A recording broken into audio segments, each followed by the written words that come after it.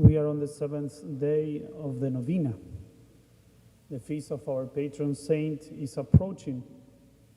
We need to prepare ourselves to receive many graces, because when the feast of a patron saint is celebrated, he pours out his blessings on his devotees, and he pours them out in abundance. And then we will receive as many graces as we are ready to receive. That's why it's so important to get ready for this day, spiritually.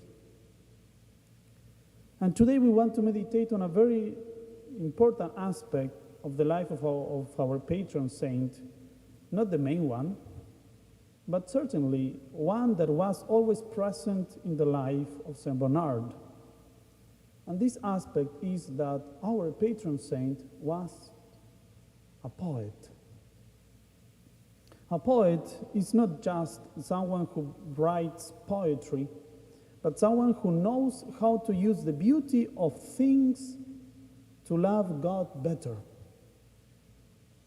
When we say that Saint Bernard was a great poet, we are not only referring to his ability to write poetry, as he did, but also, and more importantly, to his relationship with the beauty of things as a way to God.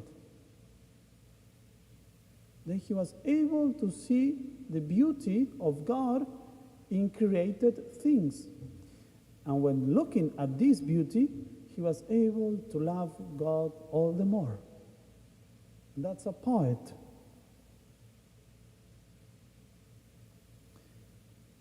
And then we need to ask ourselves, why talk about poetry now? Why talk about poetry in a sermon, in a mass?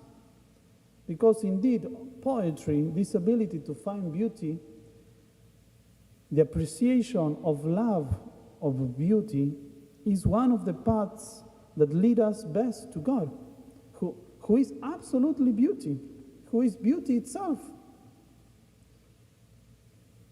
And today, beauty is prevented, is obstructed. We cannot find beauty in many things that they should be beautiful, because people are destroying beauty. There is a war against beauty. Today there is a cult of ugliness, especially among the young, because the devil wants that instead of things radiating beauty, he wants to make them radiate ugliness.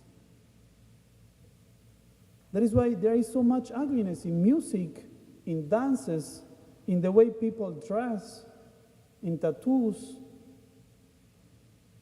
Even gender ideology promotes ugliness.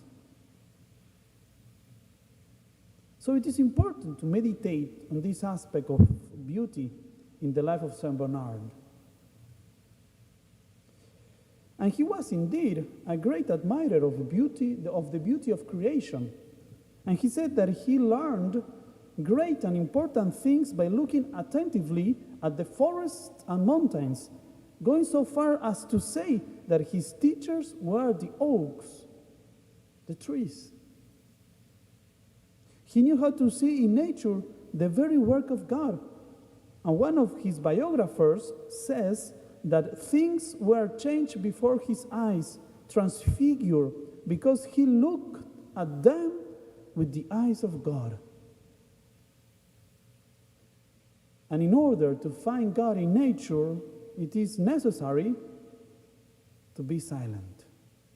And this is one of the things that modern man has lost almost completely. Silence. The person who does not know how to be in silence, who always listens to music, who always fills his imagination with images and videos, is a person who will hardly find God, who will hardly be able to listen to him. God speaks in silence, and only silence is able to express God.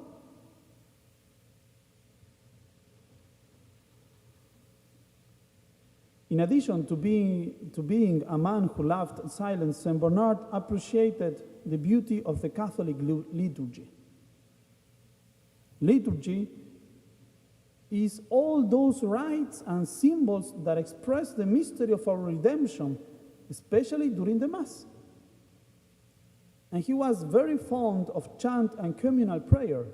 He said that singing should be soft without being superficial, that it should delight the ear, but also move the heart. That's why it's so important, the music during the celebrations. And then we should also be like Saint Bernard, that is, know how to do beautiful things for God and know how to participate in the Holy Mass, we can say beautifully. That's why we always try our best to celebrate our liturgies, beautifully. Because that beauty also expresses God. The monks in St. Bernard's monastery, they knew very well that St. Bernard, the abbot, was very strict with the beauty of liturgy,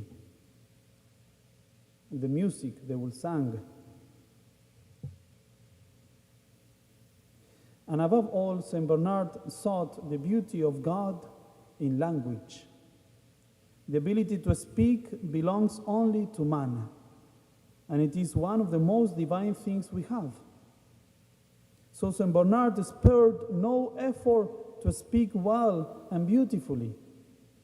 One author says that St. Bernard renounced everything except the art of writing well.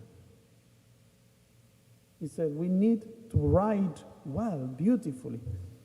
That is why he is known, as we mentioned yesterday, as the mellifluous doctor, because he wrote gently and sweetly, like honey.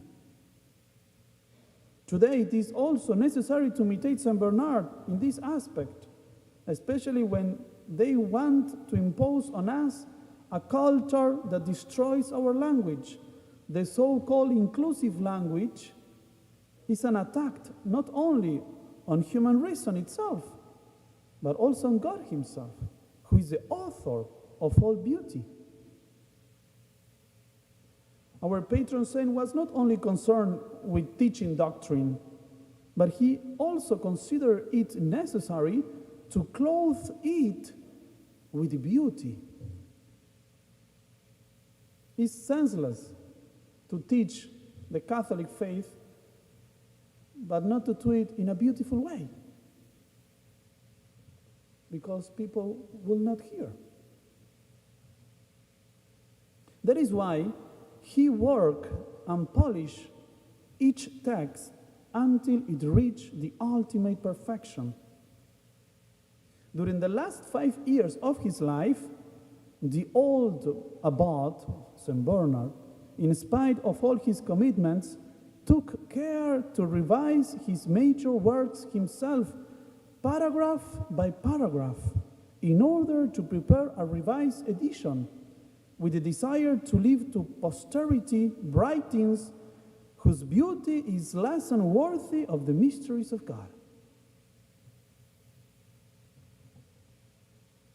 St. Bernard was a great poet because, and with this we finish, because he was a true lover.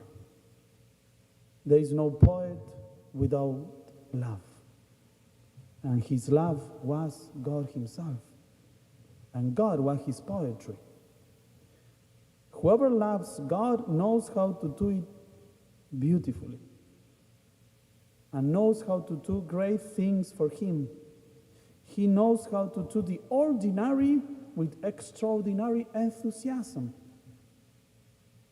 That's to be a poet, you know? To do the ordinary with extraordinary enthusiasm, to find beauty even in the smallest letters.